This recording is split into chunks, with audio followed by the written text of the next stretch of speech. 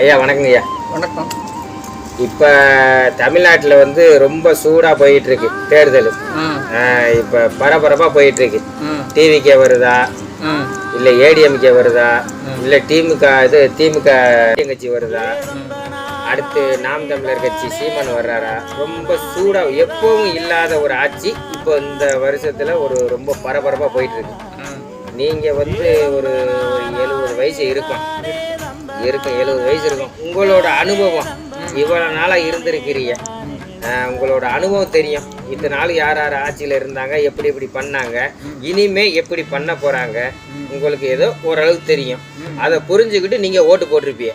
இப்போ நம்ம இளைஞர்களை எடுத்தோம்னா ஒரு ஆர்வ கோளாறுல அவங்க வந்து இதுக்கு போடுறேன் அதுக்கு போடுறேன், தலைவன் தான் வாழ்க அது வாழ்க இது வாழ்கங்கிறாங்க. நீங்கள் ஒரு யார் வருவாங்கன்னு சொல்கிறத விட யார் வந்தாங்க நல்லது செய்வாங்கன்னு யாரும் சொல்ல முடியாது. ஓகே, யார் வருவாங்கன்னு சொல்ல முடியுங்கிறது வந்து கொஞ்சம் இக்கட்டான கேள்விதான். ஆனாலும் டிஎம்கே வரும், டிஎம்கே தான் வரும். திரும்பவும் ஆட்சி அவங்க தான் வருவாங்க. எந்த நம்பிக்கையில சொல்றீங்க?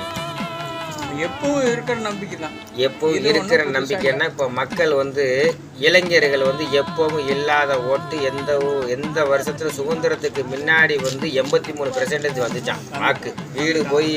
வீட்டுக்கு தவறாம போய் வாக்களிச்சது 83%. அதுக்கப்புறம் ஒரு 100 ஆண்டுகள் இருக்கும். அதுக்கப்புறம் இப்போதான் வந்து 90%, அதோட ஒரு 4% கூட வந்திருக்கான்.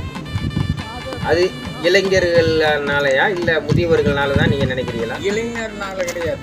இளைஞர் வந்து 5 வருடத்துக்கு ஒரு இளைஞர் வந்துகிட்டே தான் இருக்கிறாங்க. ஆமா, இளைஞர்கள் என்ன நினைக்கிறாங்கன்னா மாற்றம் வேணுங்கிறாங்க. மாற்றம் வேணுங்கிறது ரைட்டு. இளைஞருக்கு வந்து திடீர்னு வந்துடுறது கிடையாது. 5 வருடத்துக்கு ஒருக்கா இளைஞர்கள் வந்துகிட்டே தான் இருக்கிறாங்க. ஓ, அப்போ இன்னும் 5 வயசுல 21 ஆயிரும். ஆமா, இப்போ அவங்க அடுத்த பீரியட்லாம் அவங்க இளைஞர். ஆமாம், இப்படி வந்துக்கிட்டே தான் இருக்கிறாங்க. இப்போ நான் என்ன சொல்ல வர்றேன்னா கருத்து, இப்போ என்னோட அனுபவம் ஒரு 33 வருஷம், நம்மளுக்கு 33 வயசு ஆகுது. என்னோட அனுபவத்தை சொல்கிறேன். எப்படின்னா இப்போ வந்து வரலாம், ஜனநாயகங்கிறது யார் வேணாலும் வரலாம். நீங்கள் கூட வரலாம், நான் கூட வரலாம், யார் வேணாலும் வரலாம். ஜனநாயக நாட்டில் யார் வேணாலும் வரலாம்.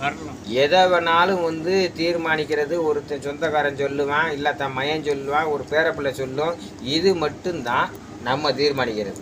இந்த ஒரு விஷயம் மட்டும்தான் நம்ம நினச்சப்போ வெளியிலவே 1000 பேர் சொல்லுவான், அதுக்கு போடு இதுக்கு போடு, சூரியனுக்கு போடு, ரெட்டலைக்கு போடு, இல்லை விவசாயிக்கு போடு அப்படின்னு சொல்லுவான். நம்ம அந்த ஒரு 4 செவத்துக்குள்ளே நம்ம அந்த பட்டலில் நம்ம தீர்மானிக்கிறது. நம்ம அந்த நேரத்தில் என்ன தோடுதோ அதைத்தான் நம்ம செய்வோம். நம்மளுக்கு மட்டும்தான் தெரியும். நம்ம முடிவு